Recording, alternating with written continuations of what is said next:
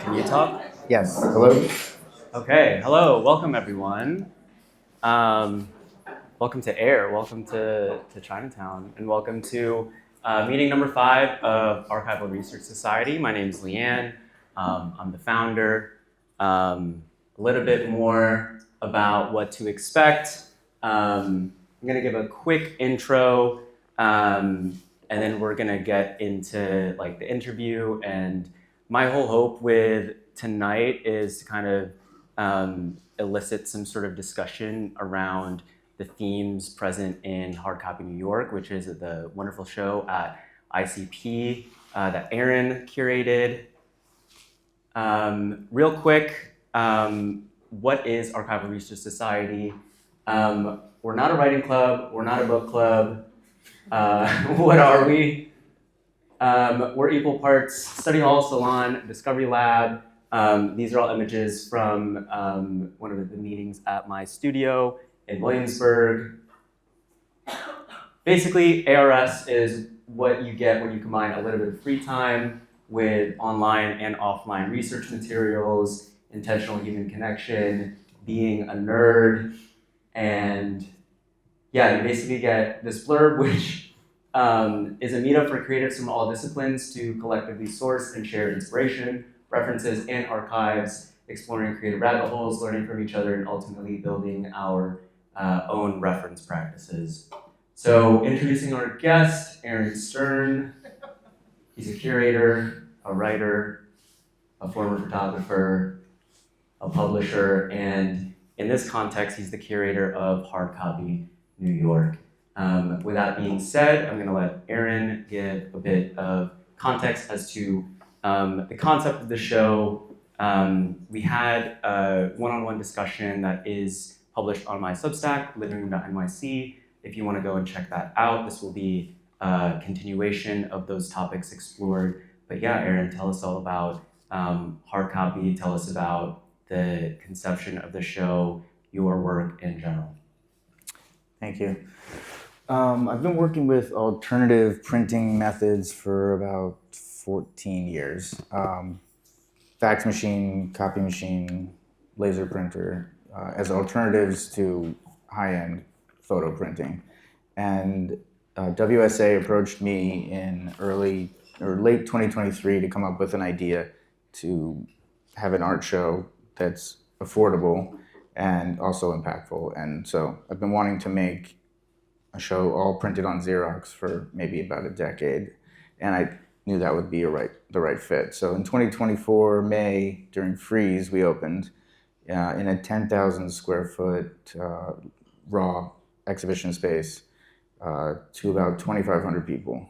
It was more than I had hoped, but I think the size of the prints and the rawness of them really resonated with people. And so that show traveled to Los Angeles in January of 2025, and David Campany, the creative director of ICP, got wind of the shows and asked me to bring it to ICP, which just opened in late January of this year, which is an image from this show. And the idea is basically that printing is really expensive. Framing is very expensive. And so using alternative methods like fax or Xerox really breaks down that barrier. It gives you a lot of freedom to test, to experiment, and to go very large with the prints. So yeah, that's really just the general concept, is to try to create something physical and raw and yet still elevated and beautiful. And this is your third iteration of the show, right? Correct, yeah. Yeah. And real quick, I know you mentioned this before we came on stage, but you also have a few shows later this year, right? Yeah, I have one May 9th. There's a show called Polaroids, Small Prints and Ephemera, which is similar to this. It's about photography as an object rather than traditionally framed and printed image on the wall. It's photography not just as the type of prints that you'd expect to see in a show. It's branching out into other people. There's director Mike Mills in the show who's going to show photo collage. Vince Aletti will show Polaroids. I like to show fashion photographers. I don't feel like they get to show personal work. They're mainly looked over to see their work in galleries. So I try to mix it up. Awesome. So one of the core themes that, one, I wanted to explore tonight, but two, I really resonated with seeing the show at ICP, was kind of like you were mentioning, right? Like the large scale blown up format, but presented in this like form that really removes kind of all of like the external presentation, kind of like it treats the idea as like the idea itself. And I resonated with that. And one of the things that we kind of lightly talked about before was like, when does that idea, when is it expressed in like an intentionally minimal kind of way versus when is it just lazy? And that's something I wanted to explore with you today. I think most group shows are lazy and bad, and it really bothers me. I think a lot of artists look down on it. A lot of galleries kind of throw it in during the summer, and so they show, maybe there's a big name in the show, but they'll show like a B-side, an outtake or something, because they don't want to show their best work. And I think that's a disservice to the gallery and the artist and the audience. I just came from one on the way here, and I was just like, sure.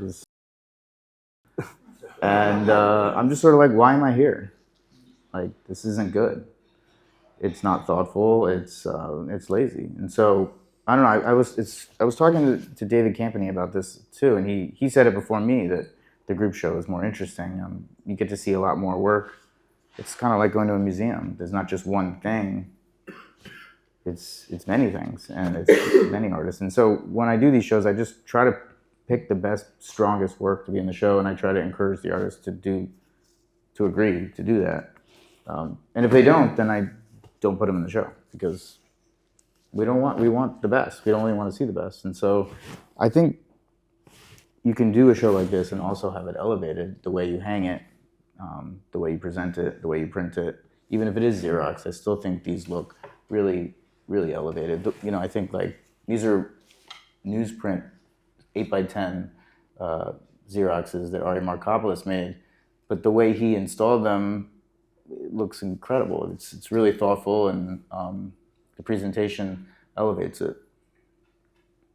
So I don't know where I'm going with this, but No, that was leading into my next question is like, when exactly do you think something can be both low production yet elevated? And I think you mentioned that, at least with this Ari example, it's kind of like, where exactly does the thought go? So like, you as the curator of like the whole thing, like where does your thought go when it comes to balancing low production but like an elevated kind of way?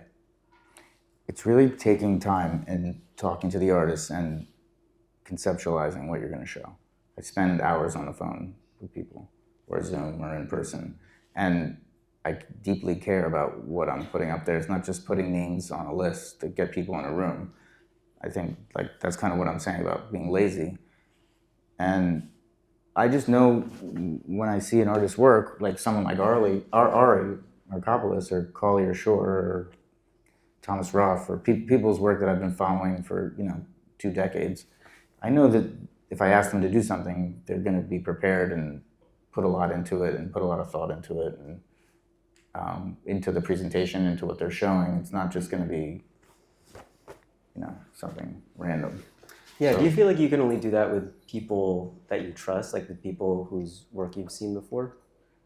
well, yes and no. I mean, I think it's all about also meeting new people and getting to know them and hearing what their process is and seeing if they're up for it.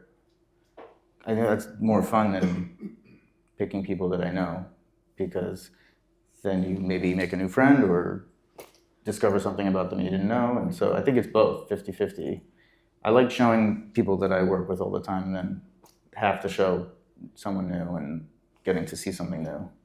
And it starts with that conversation, maybe you have a phone call or meet for coffee, and it's not just about the pictures. I mean, there's a lot of great artists that have made really great pictures, but they don't want to participate beyond giving you the work. And I think that's not the kind of artist I want to work with. Yeah, that makes sense. What, I'm curious, do you look for in like those new relationships with maybe they're new artists, newer photographers, they don't have much work out there, or maybe they do, like, how do you find that kind of like balance of like, you know, this person's proven versus unproven versus like, okay, you're in essence also kind of like a, pardon the maybe outdated term, but like a kingmaker, you know, so to speak, where it's like you are a curator, you are in this seat where it's like, okay, you can be in my show, you can't. You're kind of like the door person at Levain, being like, all right, yeah, I fuck with your work, but maybe you need to come back and like dress it up a little bit more, dress it down a little bit more. So like, how do you kind of approach that when it comes to stuff like this? Having these conversations, and also just sort of observing and talking to other people about what they like, and you know, and then I'll just sort of prod and say, hey, can we get on the phone and talk about things? I love working with young artists. I met Grace Sorrenti when she was maybe 22, and she was just very excited about making a book and talking about personal work. She'd never done either. She'd never shown either. I liked that she'd come from this work. I mean, her father is Mario Sorrenti, and she grew up with a camera in her hand. And I like to push back against this like Nepo baby narrative that people throw around, which I think if the work is good, I feel like if you're saying that, you're bitter, because these people are super talented and they grew up. It's like your dad was a master mechanic and you're going to that field. It's the same thing. And so I love flipping that narrative, and working with someone that's really excited about what they do, that was born doing it. There's another artist who's 21 that I'm going to be showing in LA. Her name's Tess Petronio. Her dad is Ezra Petronio. Her mom is Susan Kohler. Two of the like most amazing people working in fashion for the last 30 years. And I got on the phone with her for the first time. She had everything laid out in the background on her studio. She was ready to go. It was the most prepared artist I've ever seen. That's amazing to me. That's really exciting to me. So it's having these conversations, going to the studio visit, talking to them on the phone. Yeah, one of the things Preparation. one of the things that we chatted about before, something that you mentioned is, you know, with Instagram, with social, with just like the ability to post anything online, it's almost as if anyone can make and show work now. And it is a bit of like a lowering of the barrier, and there is, I guess, like in some instances, more opportunity for that talent to, like raw talent, to kind of shine through, regardless of pedigree, or regardless of, you know, maybe like years spent on the craft. And so, you know, my question to you, and honestly, like anybody in the audience, like, do we think that like this lowering of the barrier, this level of accessibility has made creativity, or maybe the expression of creativity, better, or has it diluted things? Both. Okay. I think the premise of hard copy was that there are like 1 trillion images made every day because of camera phones and digital cameras. And so there's a lot of bad pictures out there, and there's a lot of just digital detritus. You know, there's 7 pictures of a couch you didn't buy. There's, you know, 150 pictures of meals that you had that you don't even remember. And so your brain is inundated by photographs, and many of them are irrelevant. They're not, you know, and then there's millions of photos that are well taken and well composed that still just aren't good enough to be in a gallery, but they still exist in the world, and your brain is still processing them. And then so we're becoming desensitized to it. But on the flip side, there's a platform for a great artist that nobody knows to put something out in the world and everyone can see, and it resonates with everyone, and it travels, you know, around the world in a second. And so it's both. It's very two-sided. I mean, I think it takes people that are at the same time great curators to sort of weed through it all and create something that resonates with people. That's what I think, and I'm not just talking about myself, just something that is great, travels far. There's the David Armstrong show at the Artist Space right now in Tribeca. The curation and the presentation are amazing. And so I think it's both. I think there's a lot of garbage out there, just like opinions and the media and the news. There's a lot of bad news and bad takes, but the strong voices stand out. Because there's so much garbage, the stuff that's really strong really stands out. In your role as a curator, how do you not like lose your mind with all of that, to use your term, like digital detritus? Like, because I already feel, and I think anybody in this room can kind of resonate with, like, there's just so much like media, there's so much like slop, to use the term. So for you, given that this is your job, like, how do you like not, you know, how do you like keep the search up and not just be like, all right, like I've seen enough of this? I think it's hard. But like I said, I think the good stuff stands out, and getting to see it in person is really exciting to me, and it's uplifting to me. And so I think I've developed a good eye, and when I see something that I know is not good, I just don't even think about it. And it is a little depressing to look at that. I mean, there's nothing more depressing than seeing bad art. It sucks.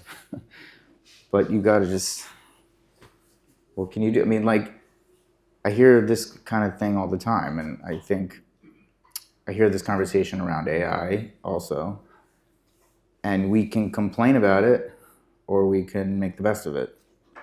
It's here, and it's unavoidable. So we can cry about it, or we can look for what's great. I think those are the two options. Yeah, I think this is an interesting topic. Well, before the AI topic, I think the kind of like fighting the good fight when it comes to trying to find. But it's so easy to be negative. It's so easy to be cynical. I was just talking about this. Sorry to interrupt you, but I saw a movie yesterday, Project Hail Mary. Mm-hmm. I loved it. I thought it was great. You know, it's not the deepest. Read the book? What's that? I didn't read the book. Did you? I read the book. Oh, did you like it? I love the movie. Okay. Yeah. And you saw the movie? Mm-hmm. And you liked it? Mm-hmm. I think it's great. I really loved it. But there's a lot of people who have a problem with it. And I saw John C. Reilly talking about this a couple days ago, and he was saying that he's tired of this negative, like, narrative around cinema. Like I love Yorgos, and A24, but a lot of it is just so doom and gloom. The world is ending. Everyone's evil. Let's all give up. And I think that's kind of lazy and just uninteresting. And I was really happy to see this Project Hail Mary movie, which was uplifting and happy. And, you know, there was this,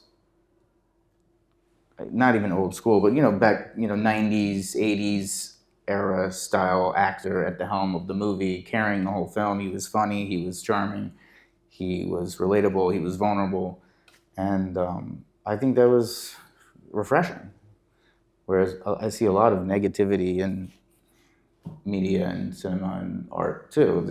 I feel the same way about art. Like, the art that's created that's super political and on the nose about a subject that's important, but still, it just feels a little lazy and just not thoughtful. I'd rather see some. What was it during World War II or one, when people were making political art? Matisse was painting flowers, and I think I'd rather see that. I feel more. I'd rather search for meaning in something than be hit over the head with it.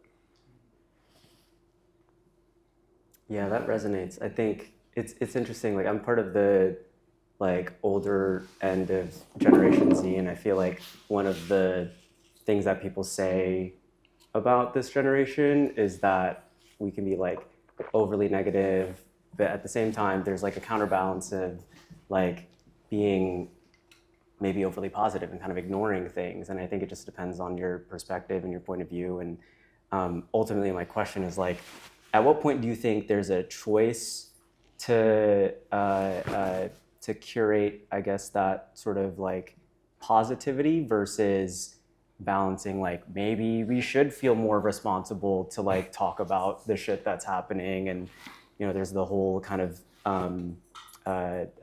discourse around like using your platform for good and so on and so forth. Like, do you ever feel like that sort of like conflict within yourself, or do you feel like, no, I'm just gonna rock it out with what I want to do? No, yeah, no. I think it's exhausting. We are all seeing the same news happening all day long. I don't need you to tell me what's going on in the Middle East. I know, I read the news. So I just don't need to be hit over the head with somebody that has a big platform and hear their opinion. I don't know. I just think it's repetitive and unnecessary. I think 30 years ago, when not everyone had access to all the news all the time, and not everyone could Google everything and learn about everything and read a million things all day long, then yeah, if someone, an actor gets up with a big platform that everyone looks up to and speaks out about something that maybe none of us know about, then I find that to be, yes, impactful. But if we're all reading the news all day and we're all being inundated by these, and look, the world is a terrible place, but it always has been at the same time. So yes, I think it's noble to use your platform, but I also feel like it's not working. And I think it actually desensitizes and sort of lessens these terrible things that are happening around us. It comes off as preachy. It's not working. I just don't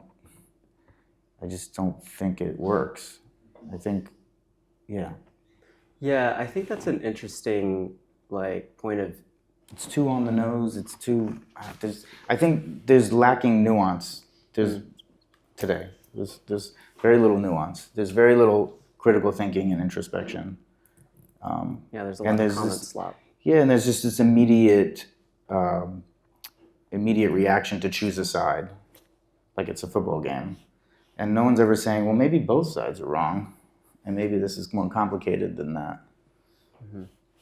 Yeah, I think an interesting inner sort of conflict that at least like my artist friends always kind of think about is like they kind of fall within two sort of camps, right? I guess there's more camps, but like generally speaking too, where it's like, oh, I feel the need to speak out about this or like use my platform and so on and so forth. And obviously there's like the personal layer and there's like the work layer of like what I put out there and what I, want as that sort of representation. But it is this sort of inner conflict of, okay, maybe at the end of the day, I just want to like, use my platform to share positive things, to share beauty. I think there's, not to like go full literature on it, but like Dostoevsky and like The Idiot and Prince Mishkin and his whole kind of like philosophy about like being the holy fool. And a thing that's like credited to his character is like beauty will save the world.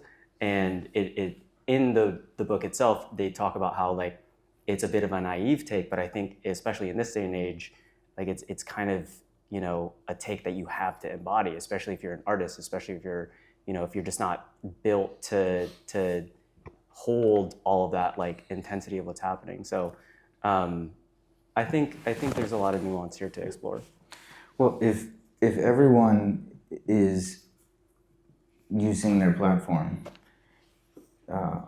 two parts. Are they not just riding the algorithm wave for their own benefit? It feels very performative to me. Don't artists make work that goes against the grain so it stands out? If everyone's posting on their social media platforms or making art about a subject that's a hot button issue, isn't it not art anymore? I mean, isn't art doing the opposite of that? Isn't something, art is punk, art is, something that's usually often appreciated farther down the line. And so if everyone's doing one thing, is that cool to be doing it? I mean, or you're just doing what everyone else is doing? And maybe making something different is what art is.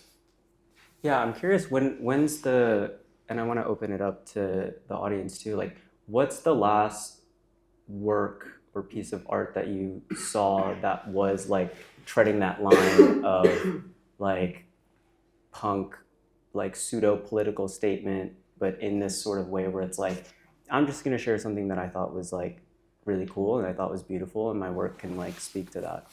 Wolfgang Tillmans, I think 10 years ago, at a Zwirner show, showed a photo of a box of medication, and it was AIDS medication. And there was no caption and there was no explanation. And that was his way of telling people. And I thought that was amazing. That was a great way of doing it. And it was mixed in a show with other images that had nothing to do with that. That's the first thing that comes to mind. Yeah. I'm curious, I know we have like a bunch of photographers in the room, a bunch of creatives and folks who make a variety of different artistic work. Does anybody have like something that they want to share? Like what's something recently that you all saw or want to share or recommend that people go see? Any volunteers? 3, 2, all right, next question. So back to the whole thing about like things being more accessible and this thought about like digital detritus. If anyone can really like make and show work now, you know, I think we kind of covered like sometimes things are better, sometimes things are noisier. I think in your role as a curator, like what is, not that you have like a mental checklist per se, but like what is your sort of like, I guess, mental checklist that you kind of like run the work through? Like when I'm putting a group show together or an exhibition together? A group show or even book, like a book, or, you know, I know you do a lot of things. Well, I think there's certain images that have been reduced to, you know, I hate to use the word slop, but just an image that you've seen all the time that is derivative. And so I try to avoid that kind of picture. It's having a good mix of artists, young, old, emerging, established, a diverse group of artists, not just all white men, not just all women, you know, and not picking those people based on who they are, but picking them because their work is great, but also being cognizant of the group as a whole. That's kind of like the starting checklist. And then it's talking to each artist and seeing if they're cool, if they're open to working together, if they're, you know, like what I talked about at the beginning of the talk, just that they want to participate and want to take an active role in the show, rather than just sending me a folder of pictures and that's it. It's the back and forth. It's, you know, the creative process of doing this together collaboratively. That's the most important part to me, at least, because there's a million artists out there that you can work with, but if they're not into it and they're not into having conversations about it, then I don't know. I don't think I'm all that interested. Yeah, I'm curious given that you, before your life as a curator, were on the other side of the camera, and you were taking photos, and, you know, that was your world. One, I'd love for you to tell us a little bit more about your process making that switch. And then two, I'm curious, like when you're curating now, how much of your own prior work you kind of you sort of look for, or maybe like don't look for when you're curating a show? Well, I started doing this in 2012. I had a project space and I did a couple group shows and I started making zines. And this was after I'd already made a book. Someone published a book of my work. So I had a little experience under my belt, and then I got a taste for doing it myself, and it was really fun. And being an artist is hard. You're thinking about yourself all the time, which I don't love to do, and it's a lot of rejection, and I don't know, it's like a form of mental illness. Like, just to be thinking about yourself all the time and talking about yourself and constantly trying to promote yourself, it's a lot, I think. And so I think I really enjoyed working with other people and talking about their work and presenting their work. And that led me to where I am now. What was the second part of the question? The second part was, do you ever look at your own, or like when you're assessing whether or not somebody should be in a group show, or when you're, out on your like curation search, how much of your own work do you look for in the work that you want to display, the work that you want to curate, versus like maybe it's kind of like a reverse kind of thing going on where it's like, oh, I don't want to curate anybody who did anything similar to what I did. No, it's not that at all. I think it's all just about what my taste is and what I like. I know I like collage. I know I like a certain type of color palette. I like landscape. I like still life. I like representation in painting. I like process. And I liked all those things in my work too, but those are the things I look for in another artist's work. I try not to put myself in it or make it about myself. Because, not to bring up David Campany again, he has a show that's on the second floor at ICP, and it's about Atjay, this photographer.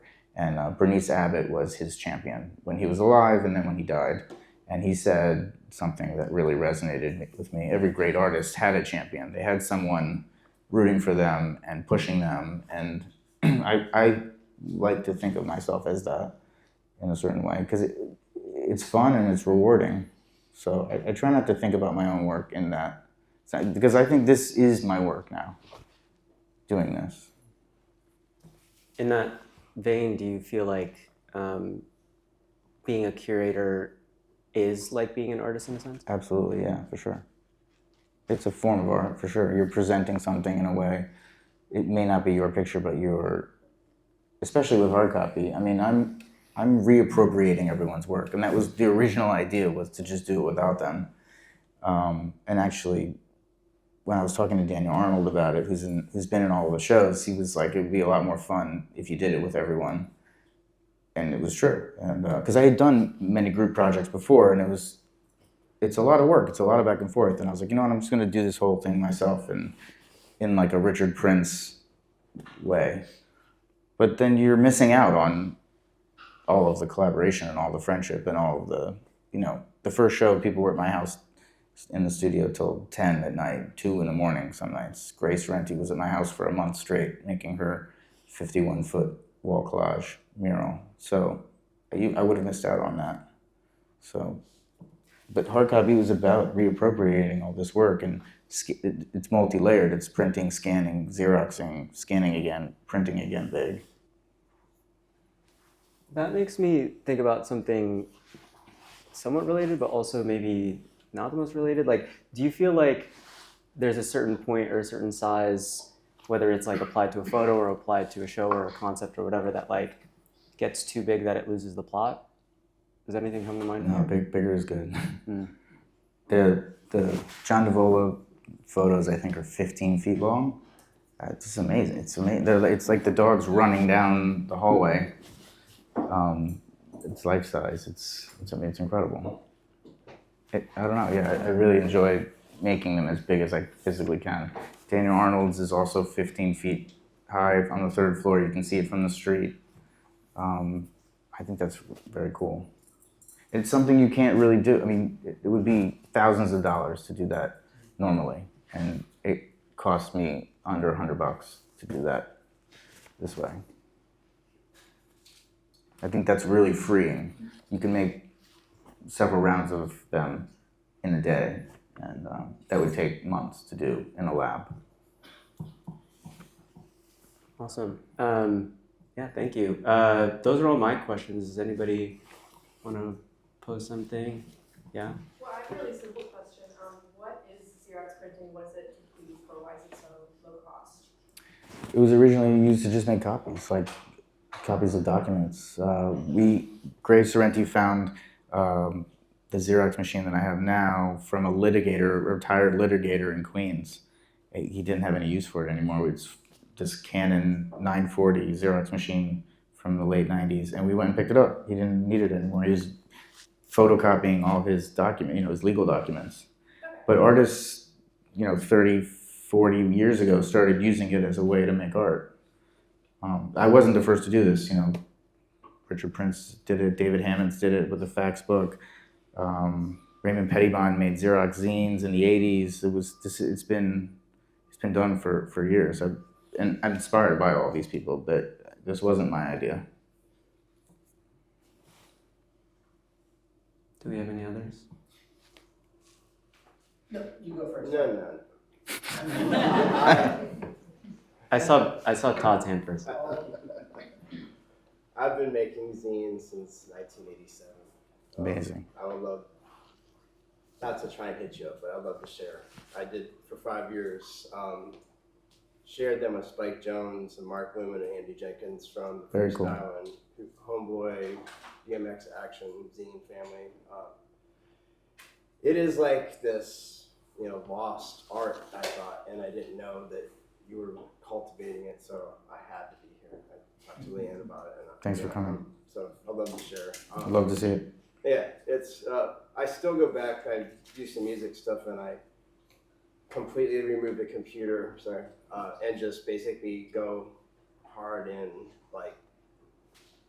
enlarge the smallest type as largest as possible to design posters, and then everything that I can cut and glue together. It's a mess. And I guess the question I really have is just about, you're talking about a lot of digital detritus and how it seems like there's just more and more shit to sift through. And it sounds like you did some name dropping of people that had some connections. I'm just curious as to not me, but maybe he hits you up. I look at everything. The number count of what they have in terms of a quote follower. If he was to try and write you on Instagram and just say he's only got 1,100 or 11. I don't look at that. I just look at the work. And I look at everything that everyone sends me, which isn't a lot. A lot of people honestly don't reach out. So it's mostly me reaching out. Because I think the algorithm is really tweaking everybody. Yeah. As a musician, as a club promoter, as a artist, as a curator, that if you don't see those extra digits, then people are just I guess they're not doing their job.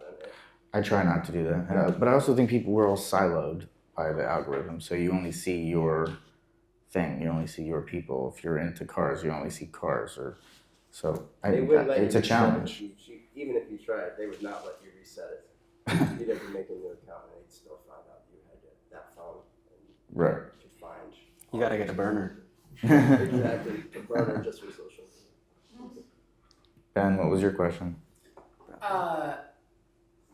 Thank you guys for the talk. I was curious, Aaron, having seen the show at WSA and at ICP, I have favorites from the show. I have two-part question. What were they? What's your favorite? What's my I favorite? appreciate you naming names earlier, and I'd like to hear you name some more names.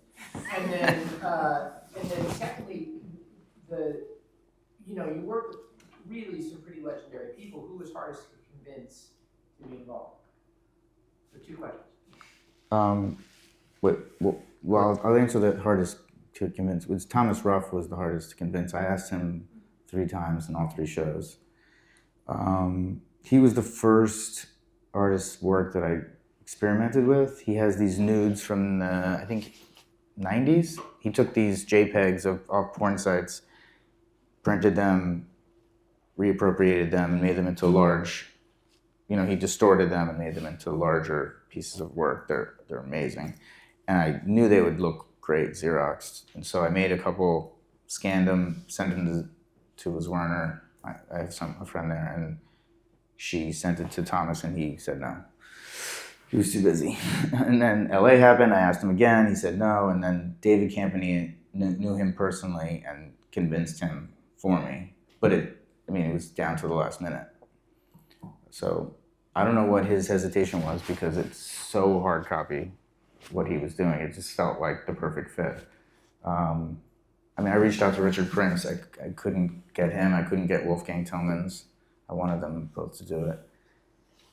Ari Markopoulos, I didn't even think to ask, but I'm the visuals director for a magazine called Family Style, and I asked him to shoot a portrait of his partner, Kara Walker, and he said no.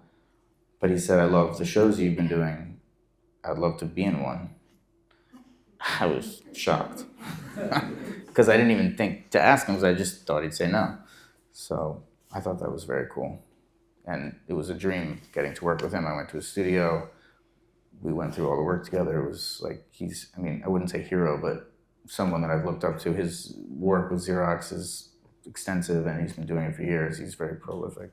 But what was the first question? Who were your favorites? Who the favorite? What was your favorite from the show? Well, definitely Ari, and I love Takashi Homa's Mount Fuji pictures paired with Asaka Narahashi's pictures of also Mount Fuji's. Hers are taken from the water. It looked like she's in the actual water, and the waves are sort of almost going over her head, and she's sort of taking it from this type of angle. And then Mount Fuji and Takashi Homa's pictures are more direct, and so it's sort of this like land and sea like narrative playing off each other. And we put Asako's pictures on a table, 16-foot table. Those are my favorites. I made a collage for the show. It's half of it's like my source material, my pictures, people's original 8x11 Xeroxes, and I sort of collaged it together on another 16-foot table. That was really fun to make. You talked about your process of individually selecting, but can you talk about your process of then how you're curating it and bringing it together? It's obviously one thing to have one like really be spoken to from one artist, but then how you're like sorting through that, creating the world in which they live together. I know that piece. It's really fun actually. It's a lot of experimenting. It's a lot of printing and scanning and reprinting larger and laying it out on the wall ahead of time, and then maybe in InDesign creating like a setup of what the show might look like, and then overprinting and bringing extra things to the show and installing in person. I mean, it's a lot of real time. The first two shows, it was me just doing it and a couple friends helping. ICP was amazing. They had 4 pro installers doing it with me. I had David Campany, who's just a pro also, and seasoned veteran. He has 3 other shows in Italy and Spain and around the world happening at one time. I've never seen someone do it with such ease. So I was so lucky that I had that, and it was very, very fun to get to do that with David. It was sort of a team effort of. He really let me do my thing also, which for someone as big as he is, it was really gracious. So, yeah, I mean, does that answer your question? It's multifaceted. It's doing it way in advance on the computer and making smaller versions of it, laying it out. Gray has that, like for Gray's collage, it's 51 feet. I made 8x10 prints of each collage, each collage is 36 by 54, and we made them all smaller, and we laid it out in her studio ahead of time, 4 weeks before the show. It's being prepared, it's doing it in advance, it's multiple rounds of experimentation. I have a question based on that. Like, do you feel like what's your approach in terms of like the order of it? Because like obviously, ICP, sometimes you start, higher floor than bottom floor or vice versa. And then like, even if you're on one floor, you might start left, right, forward, backward, whatever. Like, how much of that do you take into account? Because as you're talking, I'm like, this is kind of like if you're planning a DJ set, except like a 3-dimensional DJ set with like a bunch of different people's work. It's, for ICP, it was a lot of advanced preparation. It was meeting. The show opened in late January. We started laying it out in early December, in person. First with just David and I, walking the room multiple times, multiple meetings, and then having each artist come in, showing them where we thought it would go, bringing sample prints to show the artist in person, and maybe 2 meetings with Ari, 2 meetings with Daniel, a with each artist that can be there.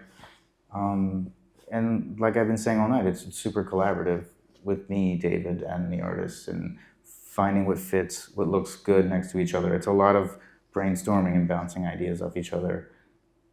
I heard Richard Serra speak, I don't know, like 15 years ago, and he was talking about how the world feels very fractured today, and he wouldn't be able to make it if he were starting now. That he only made it because he had Philip Glass and Jasper Johns and all these other guys around him to bounce ideas off of, and I think that's sort of how I work now.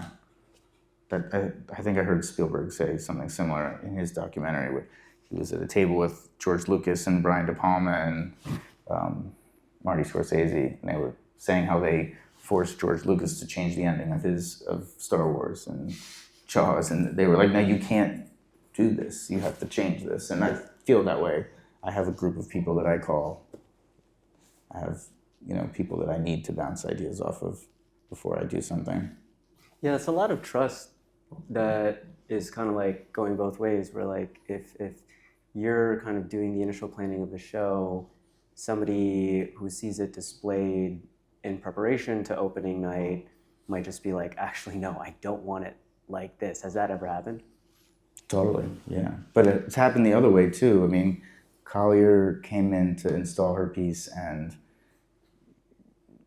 there was an elevator bank that was going to be empty, and I sort of just like looked at her, and she wasn't supposed to have anything over there, and I was like, maybe you should, but don't say anything, just do it. And she did, and the other curator came over, and the other administrative, people came over and saw it, and they freaked out and didn't want it up, but it worked, so it wound up staying. So it goes both ways. I mean, yeah, there's a lot of politics. Everyone's been very cool. It's a lot of massaging and making sure no one's feelings get hurt. And I think we have time for one more question. Back to the very, very beginning of the conversation, what constitutes as good or bad? What constitutes as good or bad? I mean, you said you watched the design show and thought about it, I haven't seen it. it wasn't a show. It was just like a presentation of work on a wall that, I don't know, just didn't feel like they put a lot of thought into the way they presented it.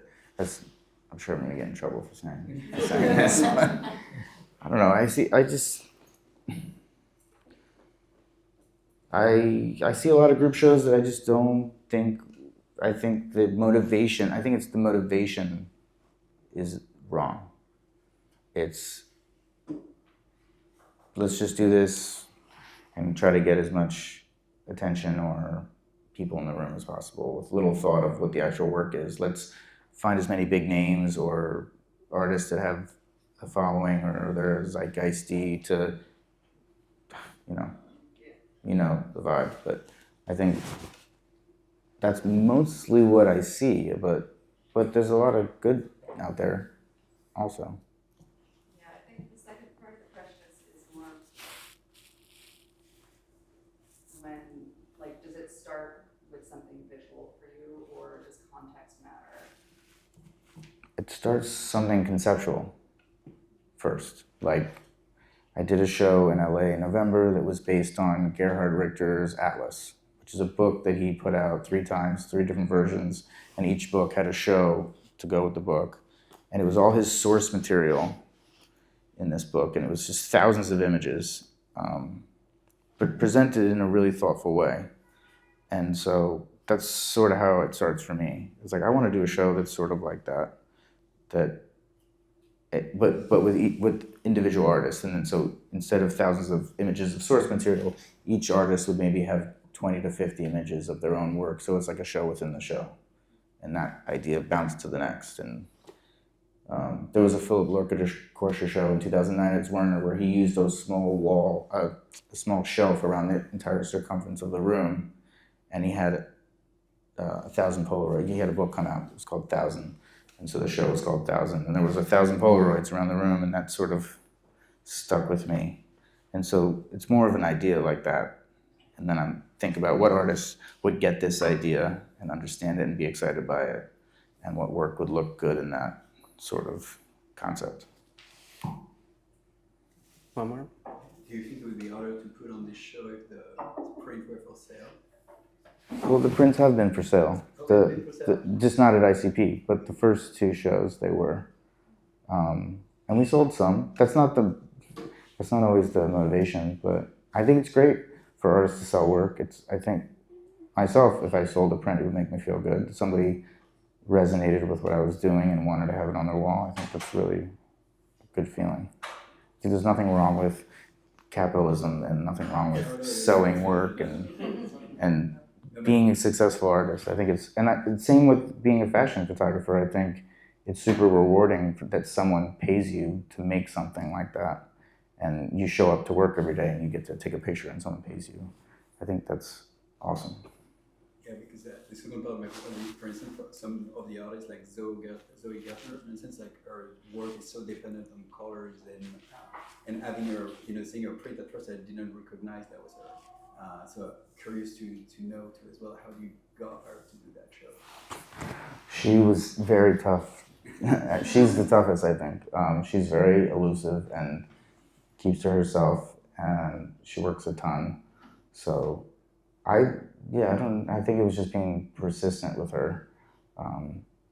I like that not a lot of people think of her as a fine artist, what she is, but they see her more as a fashion photographer, and so I think it's out of the box to see her in a show like this and unexpected. And yeah, her photos are super saturated and colorful, and so it sort of strips it down, and the images are still really great. They're the essential. Yeah, they're very graphic, and so I can see an image like that and I know immediately this will look great printed this way. I made a book that was all printed on a fax machine before this hard copy thing, and that gave me a good learning curve to see what images will resonate with these sort of older printing methods. Is the work cheaper because it's on a photocopier versus? It is, yeah, it is.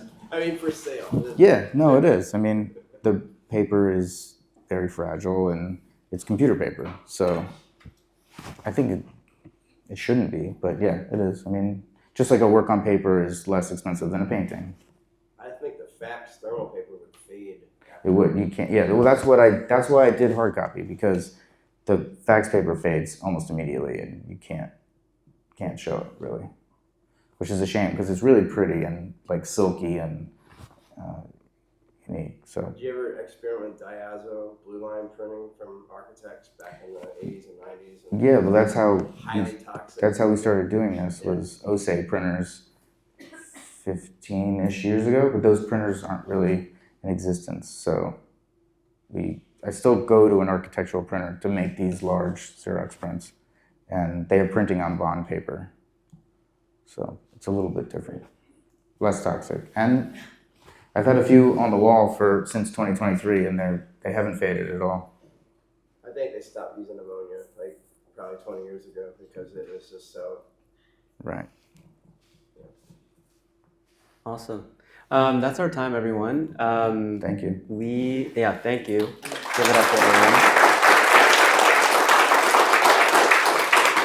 We'll still be here to hang out. Aaron will be here to hang out. Also, I have my copy of the hard copy book that he made. If you want to flip through it, please don't steal it. But I'll leave it up here in case you want to flip through. So Don't tell anyone what I said about the advertising. thanks, everyone.